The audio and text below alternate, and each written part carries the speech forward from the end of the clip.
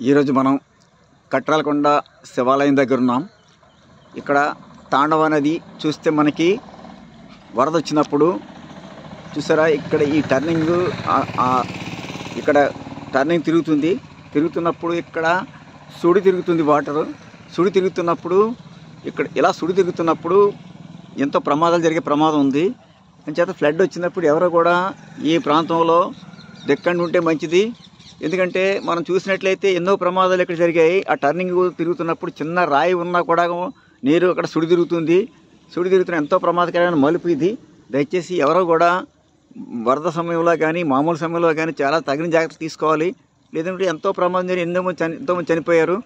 ముఖ్యంగా మనం చూసినట్లయితే ఆ ఇసుక తిన్నెలు కనిపిస్తున్నాయి చూసారా మనకి. ఆ ఇసుక తిన్నెలు ఈ ఫ్లడ్ వచ్చినప్పుడు ఈ ఫోర్స్ని తగ్గిస్తాయి అన్నమాట. చాలా వరకు మనకి రక్షణ కవచంలా ఉంటాయి ఆ ఇసుక తిన్నెలు.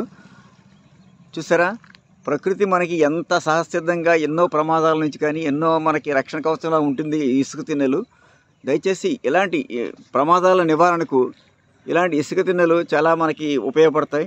ఎందుకంటే ఇటు నుంచి వచ్చే ఈ ఫోర్స్ చూస్తారా, మనం వస్తాం చూసారా, ఈ మధ్యలోంచి వచ్చే ఫోర్స్ ఉంది. ఆ ఫోర్స్ని జస్ట్ ఇలా కరవ తిరుగుతుంది. సుడి తిరుగుతున్నప్పుడు అక్కడ ఇసుక మేటల వరకు వెళ్తుంది. మనకు కనిపించే ఇసుక మేటల వరకు వెళ్తుంది అనమాట.